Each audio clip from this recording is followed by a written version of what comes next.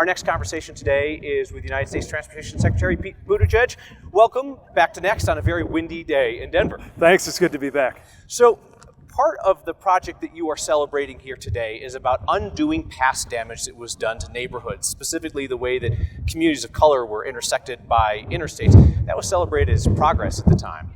Do you ever give any thought to what we might be doing today in the name of progress when it comes to transportation infrastructure that our kids and grandkids aren't going to look back on well? Well, that's why we're so focused on making sure that we not only don't repeat the mistakes of the past, but also mend what has been broken in the past.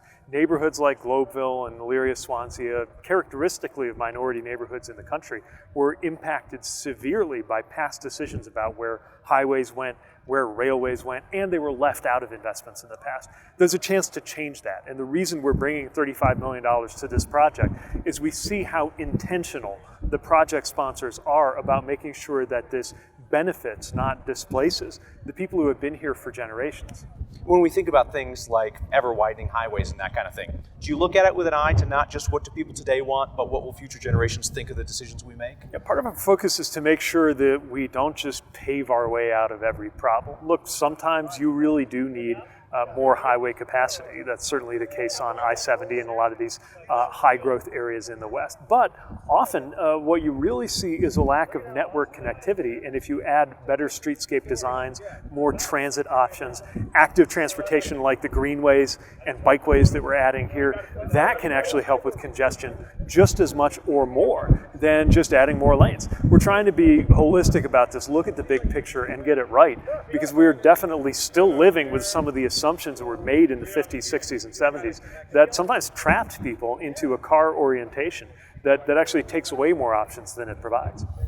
So this is kind of in the weeds to discuss with the cabinet secretary, but you dig the details. Let's talk about induced demand. Let's talk about I-70. So part of that picture here in Colorado is that we have part-time shoulder lanes, right? They're only open during peak periods on the shoulder. The Federal Highway Administration requires that they be closed most of the time so that they're a safe pull-off for vehicles. What would you tell folks about that trade-off? They find it frustrating, right? That the lanes aren't open all the time. And what would happen if we just allowed it to be a permanent lane on I-70 all the time? Look, we're always trying to balance different needs, including throughput and efficiency, but also safety. And we have seen cases where adding lanes just added that much more demand and that much more congestion. We see other cases, including parts of I-70, where there needs to be more capacity. But we really seek to be thoughtful about that in partnership with the states. We don't dictate the solutions from Washington. We work with places like Colorado's DOT, which has been very thoughtful, I think, about many of these questions to try to craft a solution that's right for each individual state. Let's talk about electric vehicles. Colorado's fifth in the nation for EV sales. Just recently, the Biden administration scaled back pretty dramatically its goals for EV adoptions by 2030. Is that a recognition that folks in lower income neighborhoods like this are not going to be able to afford EVs as they are currently made anytime soon? Well, we believe that the best thing we can do around EVs is to make them more affordable, which the Inflation Reduction Act does, and make sure charging is more accessible. Colorado is an excellent place for EV adoption because a lot of people are driving longer distances. They'll save more with an EV, provided it's affordable in the first place. So we're going to continue focusing on that. We're partnering with Colorado on getting those chargers out, and we're completely committed to the president's goal that we have 500,000 chargers out by the end of this decade. And we think we can get to about half of all new car sales being EVs by the end of this decade too.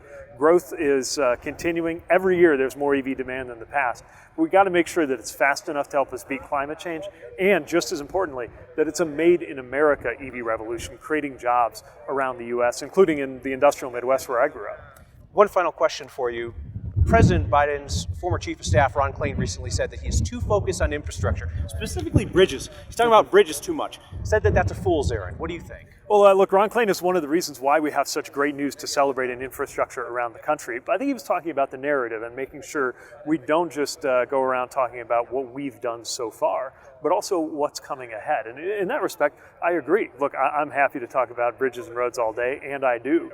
But you know, any citizen wondering what a government is doing to make them better off wants to know what's next. And we got to balance our justified pride in what President Biden's already achieved with our message about what to expect next. Secretary Pete Buttigieg, thank you for your time. Appreciate it very much. Same here. Thank you.